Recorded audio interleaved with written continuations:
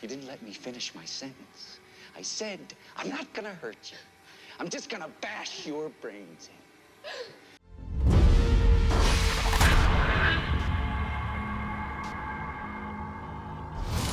Hello, welcome back to Ycft. Long-time viewers of the channel will know that every year we do a Stephen King project. We've tackled It, Salem's Lot, and Pet Sematary. And this year, we are finally tackling The Shining. It's summer here in the UK, so it's very hot when recording this.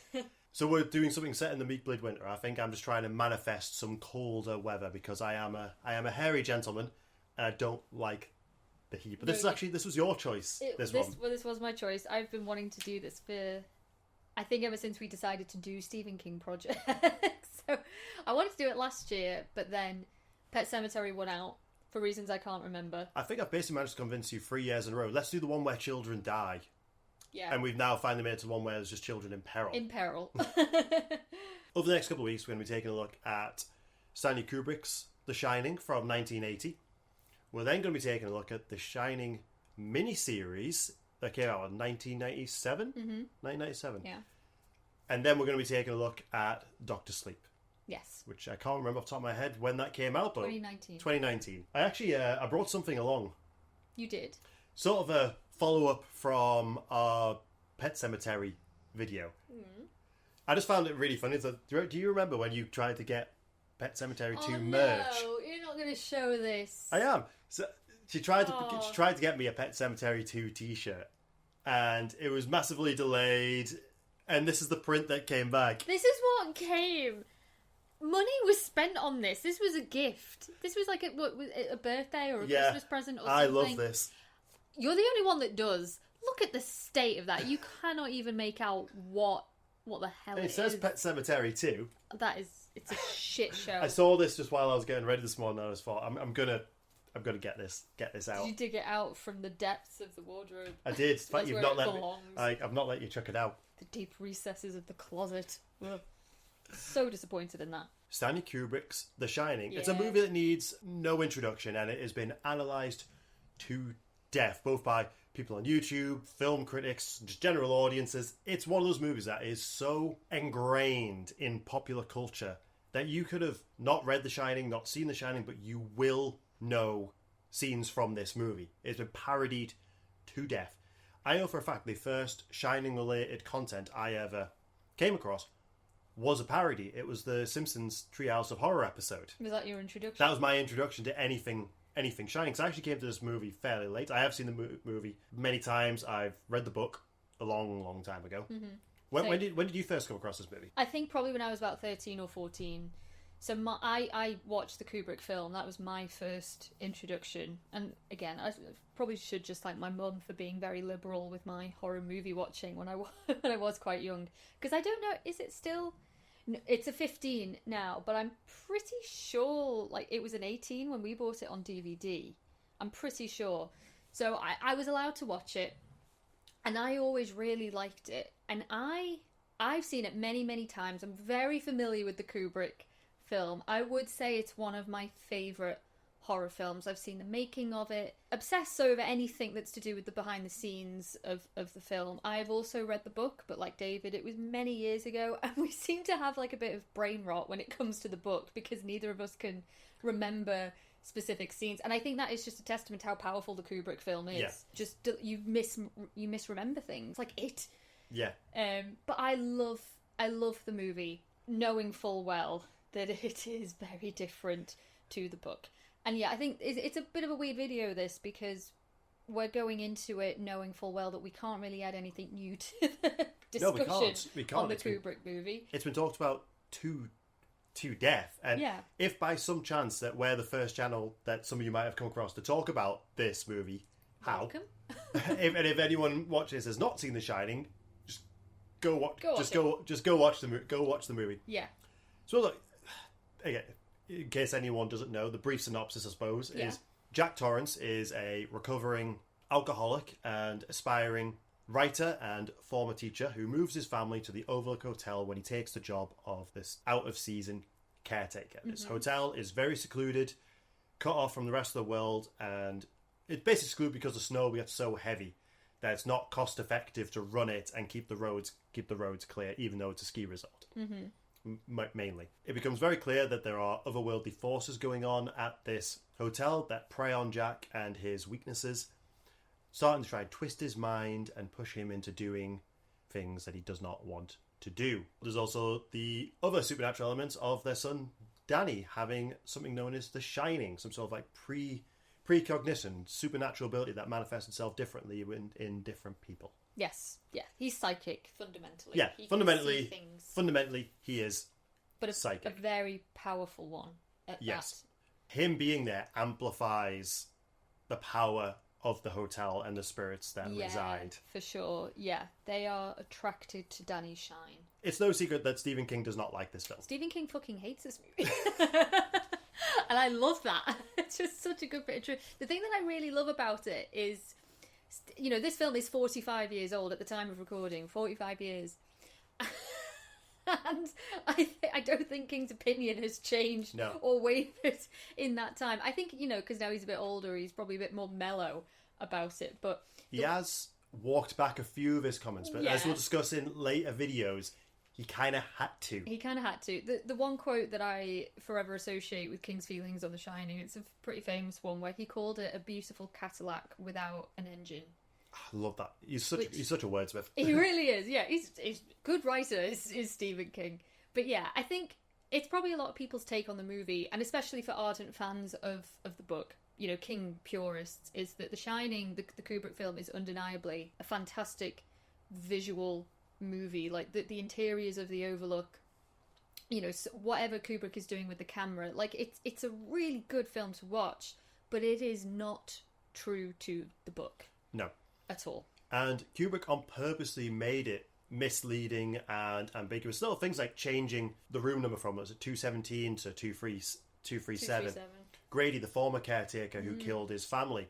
There's two Gradys in this. Like two Grady ghosts that just aren't explained. We have the very famous ending, spoilers if anyone's not seen the famous ending where we see the picture of Jack way back in the past, which, you know, confused people for a long time. I think Kubrick did say many years later that it's meant to represent reincarnation.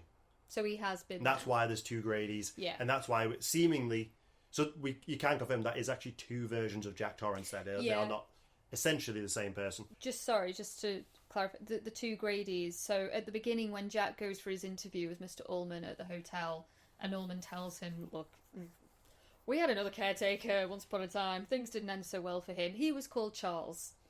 But then, you know, fast forward many scenes later where Jack is losing it and he interacts with the butler in the party room, in the ballroom. He calls himself Delbert Grady. That was just one of the biggest things that always kind of rocked my mind. Is there's no explanation. Why does Charles become Delbert? Why are there two different names? Mr. Grady, weren't you once the caretaker here? Why no, sir? It's just on purposely meant to confuse. Confuse and confuddle. So the ending of the book, the Overlook explodes. Yeah. And that doesn't happen in this film. And I think that was a big thing that King didn't like, was the big change in the ending. Like, the whole point of that the boiler needs to be, you know, the pressure needs to be released every night. It is literally pressure that is building throughout the story. It's something that's meant to always be lingering. Whereas the boiler's kind of, we see it's referenced. We see the boiler when Wendy is Wendy's the one fixing the boiler. Wendy's fixing the boiler when it's a Wendy. Yeah, massive changes. But it was actually Kubrick who picked out the book to make it. Yes, I think he wanted to do a story where someone does horrific acts, but it's not entirely clear if it's the person doing that act or there's otherworldly forces influencing. Mm-hmm. And that apparently just rang Stephen King and said, "Do you believe in ghosts?" Yeah. That was the first conversation they had. Just rang him at like 2:00 in the morning or something. Yeah. Like, do you believe in ghosts? Steve, do you believe in ghosts? I know. It's odd why he took this novel and then did so many changes to it. He really did just make it his own. He did. Even though Stephen King doesn't like it. The book is, like, it's a fairly chunky book. There's a lot going on. To try and include everything would, you know, make the movie very, very busy. But it puts us in this interesting situation where a very loose adaptation of the book is now the more favoured version of the story. Yeah, which is because the film is so popular that even Stephen King has to succumb to that when it comes to making Doctor Sleep. That must be annoying to know that the favourite version of your story isn't the one that you wrote. The Kubrick film probably does sort of... The legacy it has to this day with Stephen King and his ongoing works is kind of staggering, really. Yeah. I think in terms of the differences, which there are many, tonally, couldn't be worlds apart.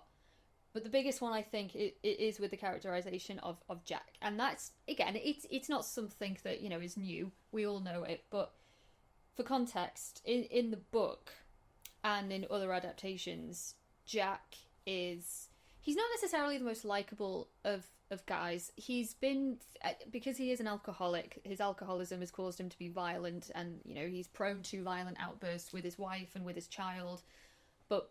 the last outburst was the final straw, and he's not touched a drop since. So at the time of when the story starts, he's been sober for about 5 months. So he's still early on, like very early on in his recovery, really. But the whole point, really, is that he is ultimately a nice guy. He's a decent guy. He's trying to be better, but he has a lot of demons, and he's trying to work his way through those things. And the hotel exploits that badness. Whereas you cast Jack Nicholson, who, bearing in mind, 5 years or so before, had played One Flew Over the Cuckoo's Nest, where everyone knew that Jack Nicholson could play crazy and he could do it very well. Yeah. He kind of came with those prior conceptions and those, expectations. And when you watch the movie, as soon as Jack Nicholson is in that car and he's driving his family to the hotel... He looks insane.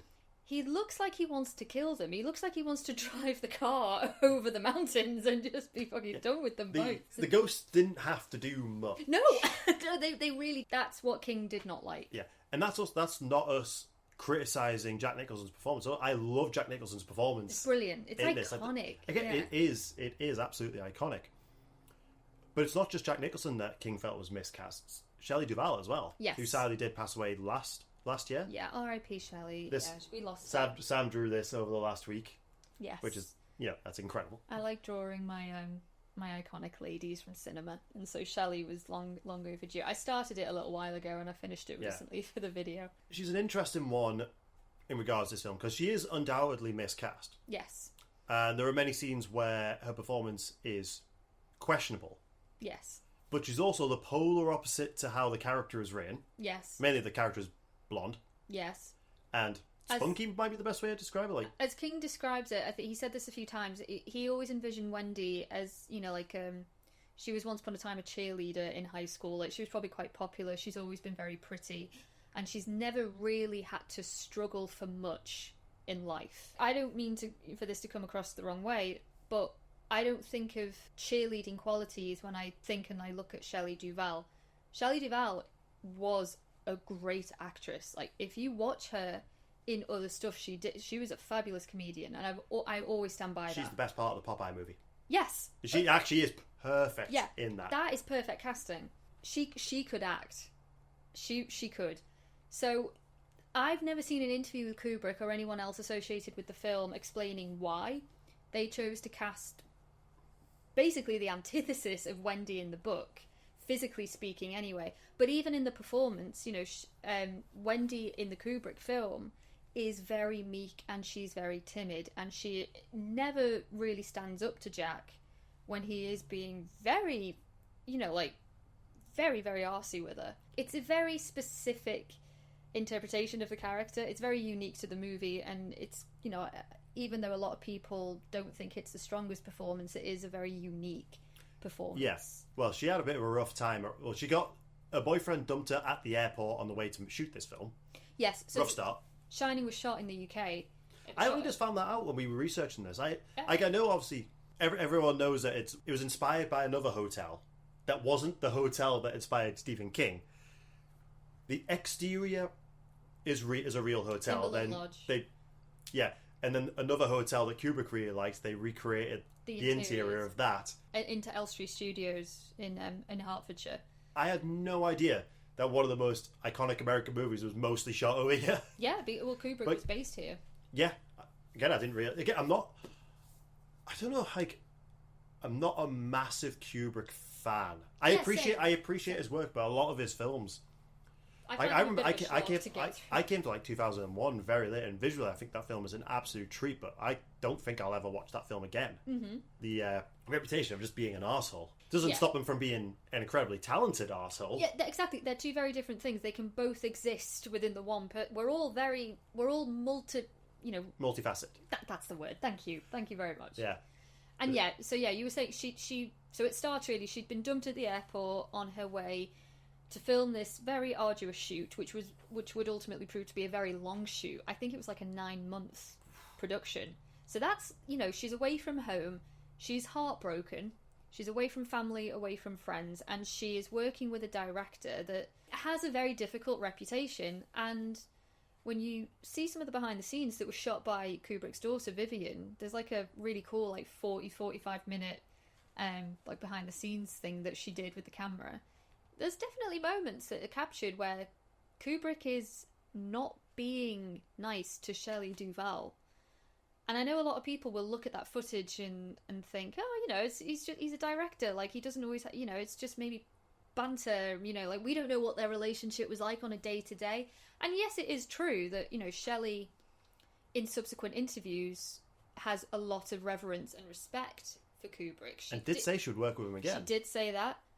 She did admit it was a very difficult shoot. She said that he pushed her to go to places mentally that she wasn't comfortable in doing.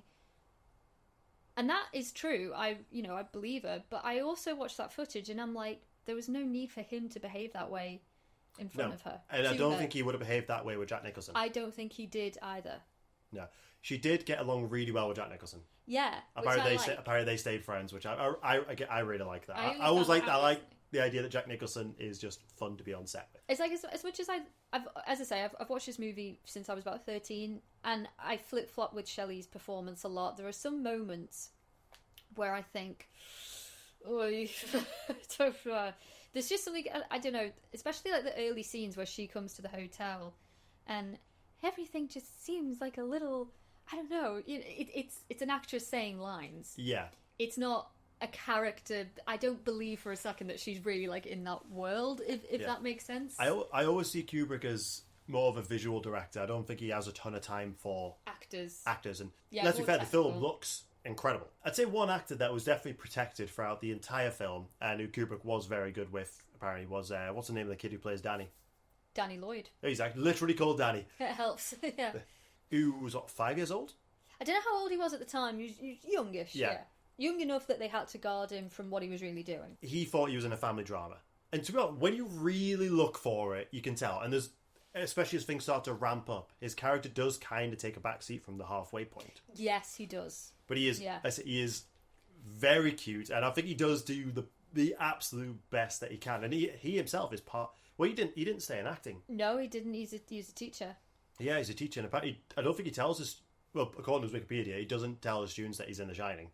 He just wants it. Because he did. You think he acted in like 3 things, and one of them was The Shining, and another one was a cameo in Doctor Sleep. Genuinely, I think his performance is brilliant in the movie. I know he only has like minimal dialogue.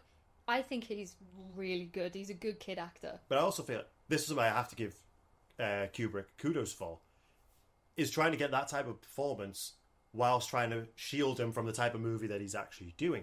And there is some good behind the scenes, like when he's like running around, they kind of turn the chasing scenes into a bit of a game for him. Yeah.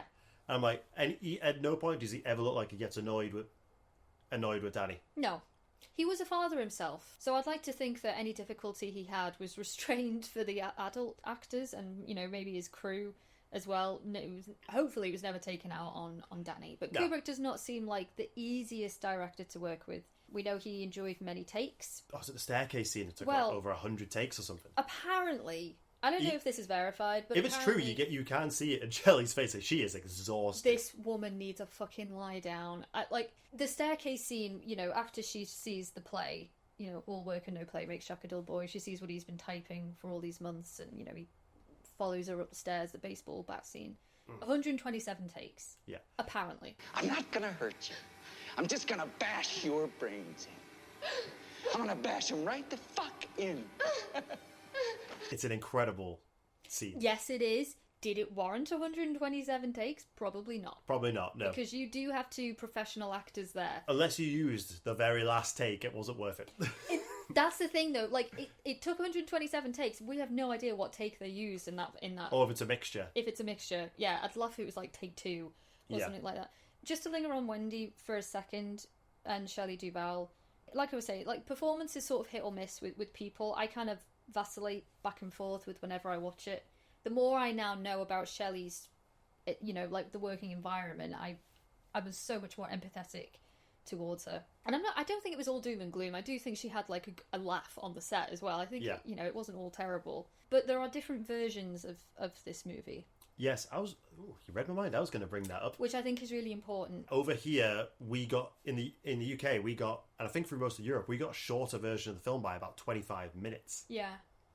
So if you are going to, pick up this film, I picked this up. This is the premium collection edition that I picked up in one of HMV's subsidiaries for like a tenner.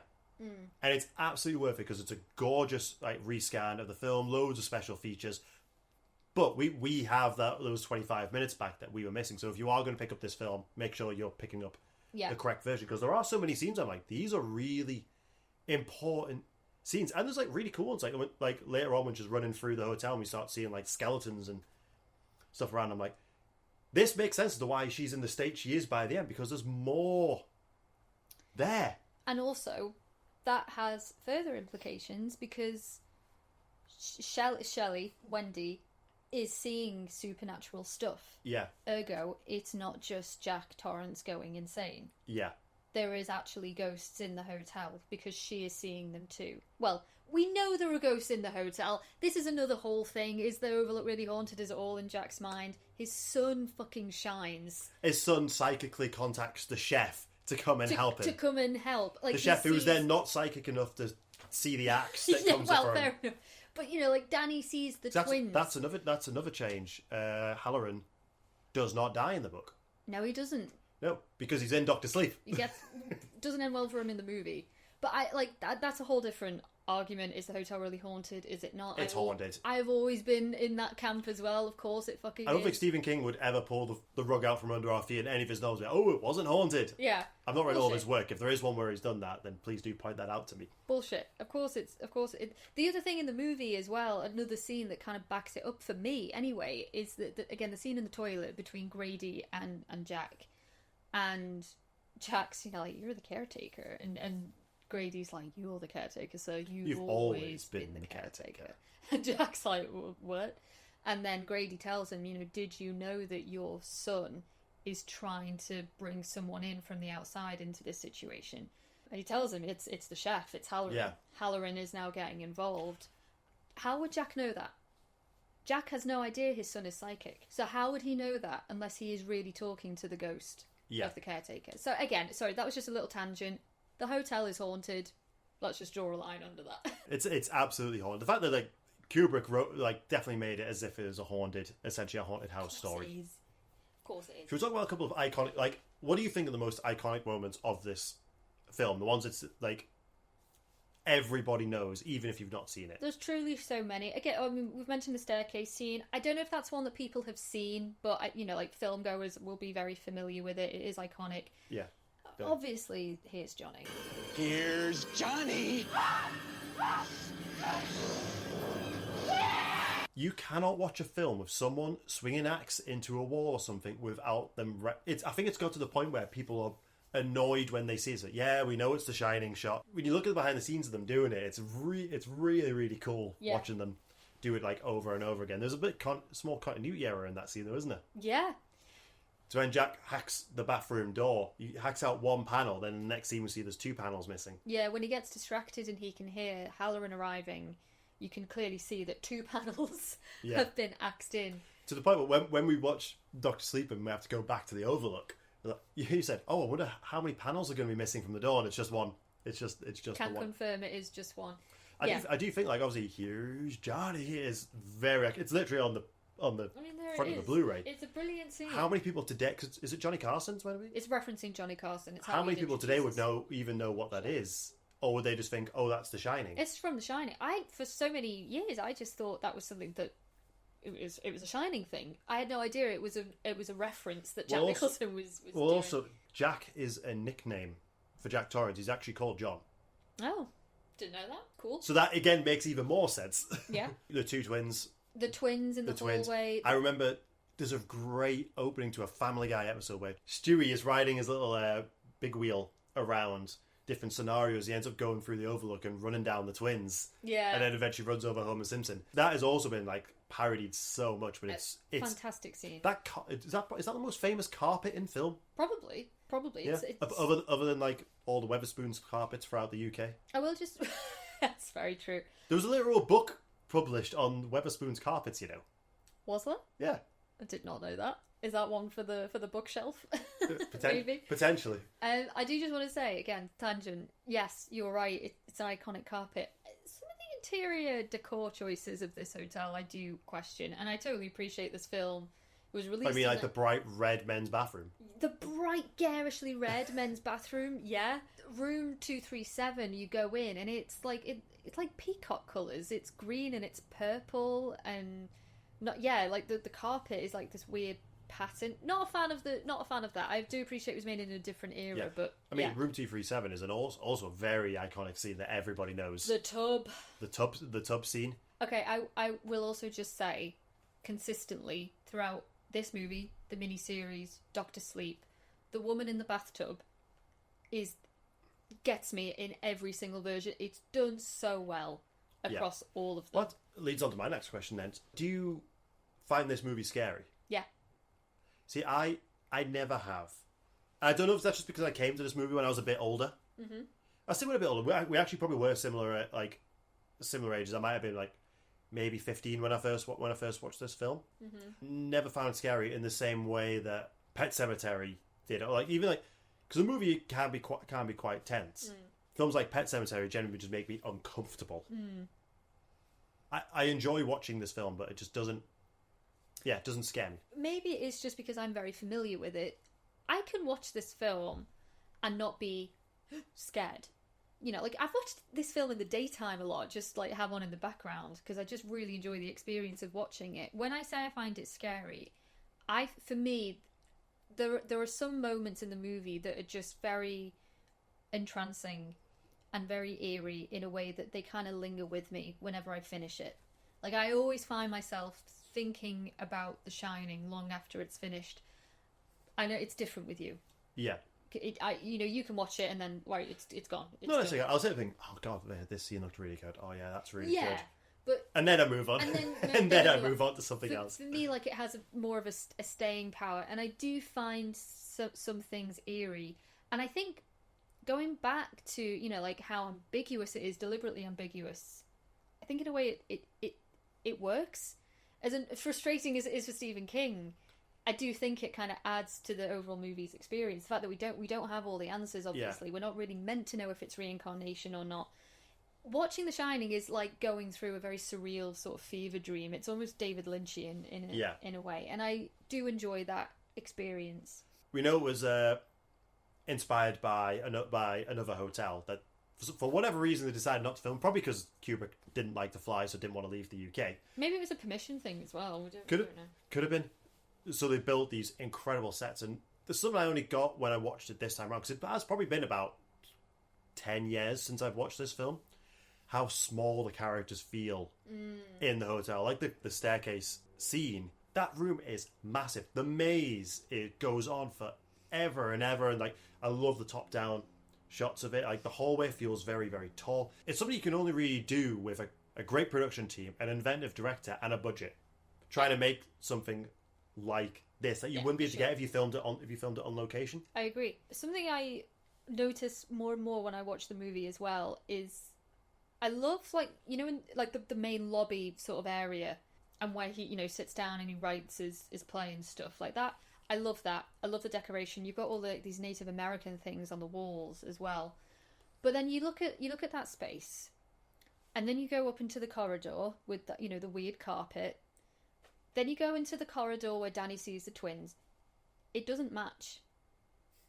None of the interiors match. Haven't people worked out that the layout of the hotel actually doesn't make any sense? Yeah.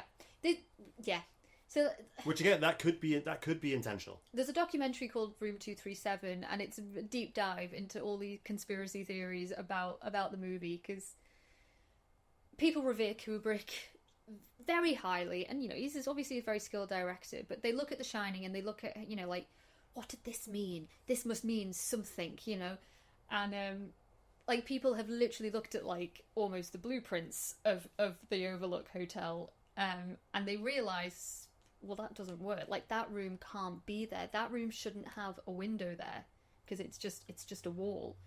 And people look at the little jumper, the Apollo jumper that Danny's wearing, and they think that must be a reference to Kubrick potentially filming the moon landings. You can look into it all you want. It's same, like with the 2 panels being axed in rather than the 1. Yeah. It's like, is that a deliberate thing, or is it just a continuity error? Because, as skilled as Kubrick was as a director, mistakes are going to be made. It was a 9-month, very hectic shoot. Yeah. Sometimes people just make mistakes. Yeah. Sometimes people do think, sometimes... All right, I'm actually going to reference this to The Simpsons. Have you ever heard of the additional room downstairs in The Simpsons? No. There is a room that we see early on that never appears again. That in theory is somewhere between the kitchen and the garage. There's a hallway that leads to the garage, and then multiple times where the bedrooms are change. And the old answer is, well, what's the layout of Simpsons house? Ultimately, and it's the same with the Overlook, it's the layout is whatever serves the story. If the story works better, if Lisa's bedroom faces the Flanders, so she can have a conversation across the window, then that's where it's going to be for that episode. Yeah. It's the same with the Overlook. Realistically, they probably don't think that people are going to analyse the layout of a building as intensely as people have done for this film. So they've just made it to serve the story and to push things along. Yeah. As filmmakers do. And sometimes, 9-month shoot, there would have been multiple takes. Editors might have picked up a different take. Yeah. Mistakes happen. Mistakes absolutely happen. I'm not saying that there's not, like, certain references that Kubrick put in there. Maybe the Apollo jumper could just be that, the hotel is very, like, reds, orange and browns. Let's put them in something blue to stand out. Potentially, yeah. We'll never really know the answer, but I know, like, Ullman's office, when we track Jack walking in at the beginning, and people are like, well, why is there a window in that room? There shouldn't be a window. That's probably just a continuity thing. I don't know. Or maybe the hotel is intentionally meant to be a maze. Maybe the hotel moves. Like Rose Red. I know, I need to watch Rose Red. But, like, obviously a maze is a big part of this, and the way I see it is the hotel is an extension of the maze. Do you know one shot I really do love in this movie, and it cracks me up every time, and it's not meant to, but it's when, Danny and Wendy are in the maze, and you've got that fabulous shot where he's looking over, like, the model. It's so well and then done. we superimpose it, and they're walking in the maze, and then they get lost, and then it cuts to a black screen, and it says Tuesday. And it's just the way that it's put together makes it seem like they've been in there for days, and it's now Tuesday, and they're still in the maze. Yeah. I do think the movie does suffer with a bit of pacing issues. Interesting. I don't feel like when I watch this movie that they've been at the Overlook for very long. And I don't know if that's just me. Does Jack's insanity kick in very quickly for you as well? Like, barring what we were saying before, like, even in the car when he's driving them, he seems like, they saw it on the television.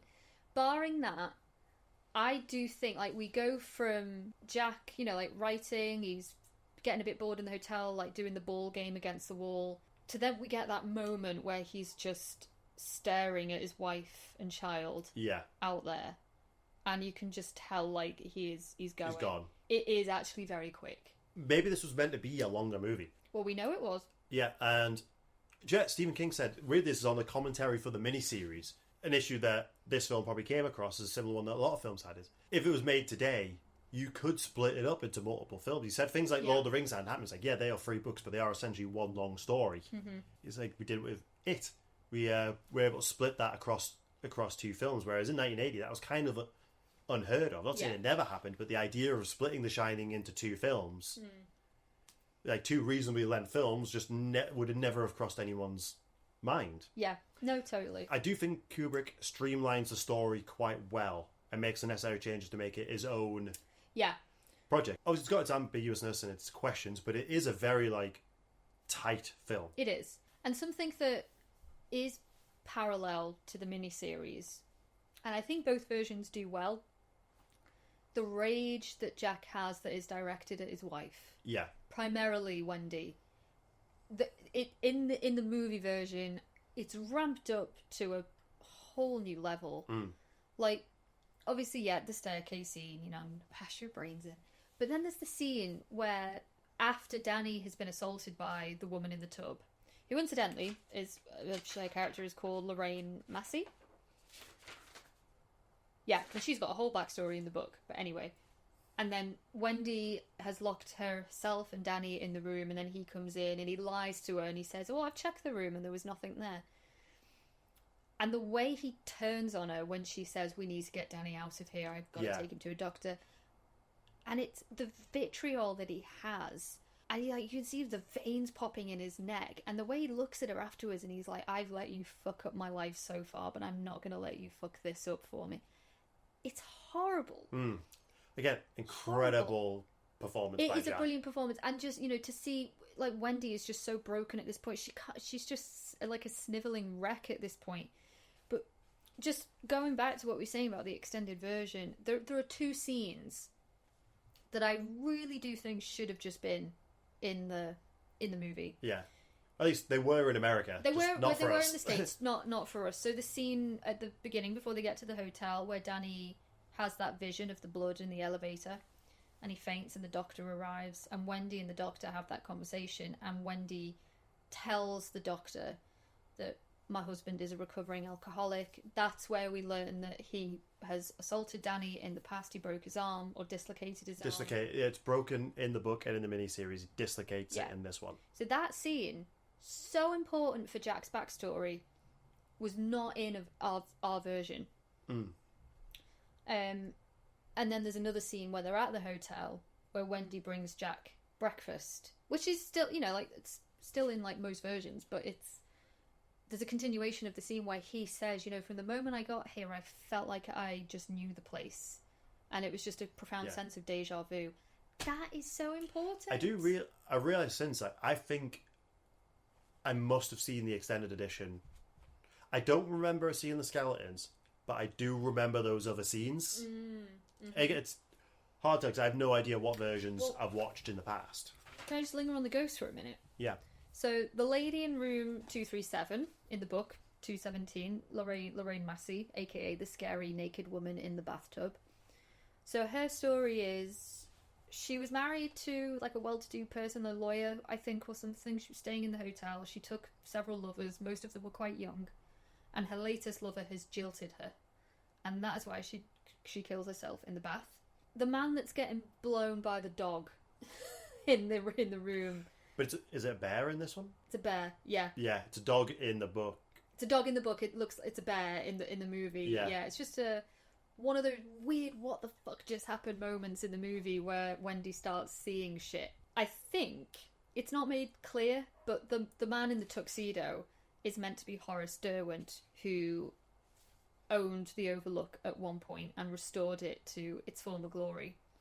And in the book, he had a male lover who Derwent enjoyed sort of denigrating in public and humiliating in public. That was kind of how he got off, and liked to dress him as a dog. So I think that one moment is a sort of reference to that. Obviously, still very ambiguous. Even like the blood coming out of the elevator, amazing scene.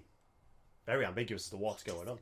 Is it just a reference to how much blood has been shed in this hotel? Who knows? I remember it being an absolute treat when I went to see Ready Player One, and they'd completely recreated that scene. It was very, very well done. I just wasn't expecting that movie to go there. Yeah, as I say, like, to an extent, I appreciate the ambiguity in this movie, but it's also like I still don't know if the Overlook is meant to just attract bad people.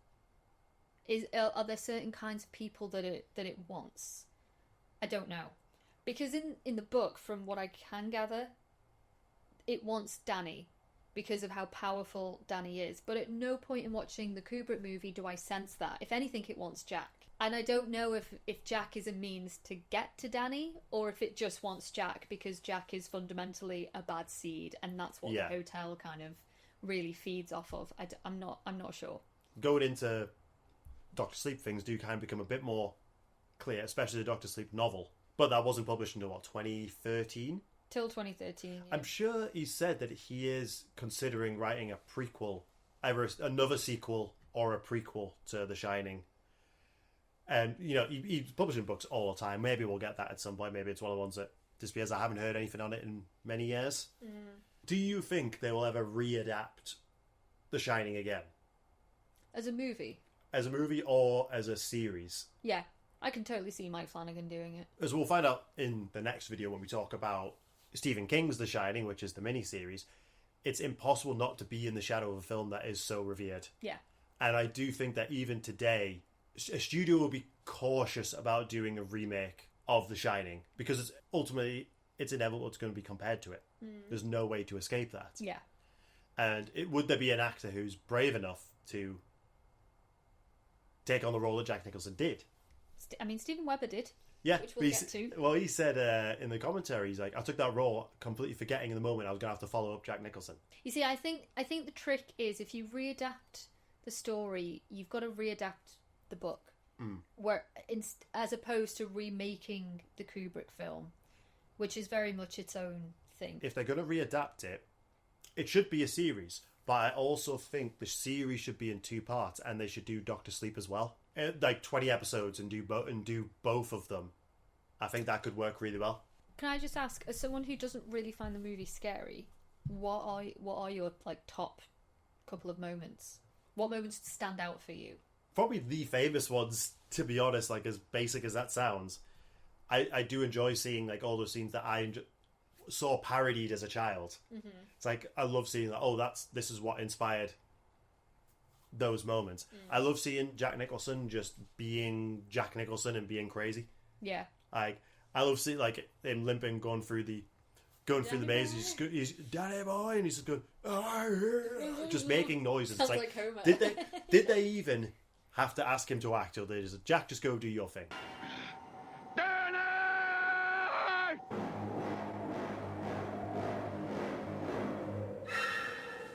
I'm with you on that.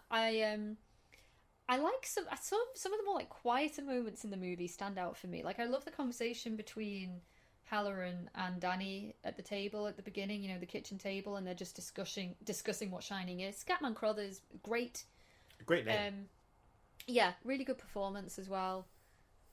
I like the scene, well, the whole sequence of Jack going into the ballroom and talking to Lloyd, the bartender. Love that. Yeah, there's. I'm hard pressed to like pick out a few because I do. All of this movie is so memorable in its own way, but it is such a unique film in the sense that it's so loosely adapted from its original source, and yet it's so highly revered. Yeah. Jaws is just like one of the few other examples I can think of in that sense, where well, actually, it's different again because it you know, The Shining. It's not necessarily that the Kubrick movie is better than the book, but I know in Jaws people do often say that the movie is miles better than the novel. But yeah, it's rare. I do love this movie a lot. I could honestly talk about this for hours, so it's probably best like we cut off. Yeah. Soon, because I could just ramble for a while. Like I said, it's an interesting one to talk about, because I don't think we've talked about a film that's been studied and analysed as much as this one has. And it's undoubtedly a really good, well-crafted film. But I can honestly say I don't know when the next time I'll watch it will be. It probably will be another couple of years. I don't think I ever have a moment like Sunday afternoon, I'm just going to put The Shining on. Oh, see, I have those moments. See, two very different experiences. But we both like and appreciate this film. Yeah, for sure. You can watch it casually. I can't. Hats off to the score. Score's really good. That, you know, the song that everyone associates with it, Midnight and the Stars and You, that plays at the end. Yeah. Perfect. Oh, Shelley's as well. So do you have any more notes that you desperately want to bring up? No, don't, because I will just go. Yeah. No. Well, thanks a lot, guys. I also want to thank our channel members. You know, you guys are awesome. Thank you for supporting us. I just want to ask it, when anyone watched this, when was the first time you watched this film? Is there anyone here who watched it in cinemas when it first came out? Mm-hmm. If you first came across it in parody form, what parody was it? Yeah. What show did it? What sketch was it? Yeah. So thanks a lot, guys. We'll see you when you see it.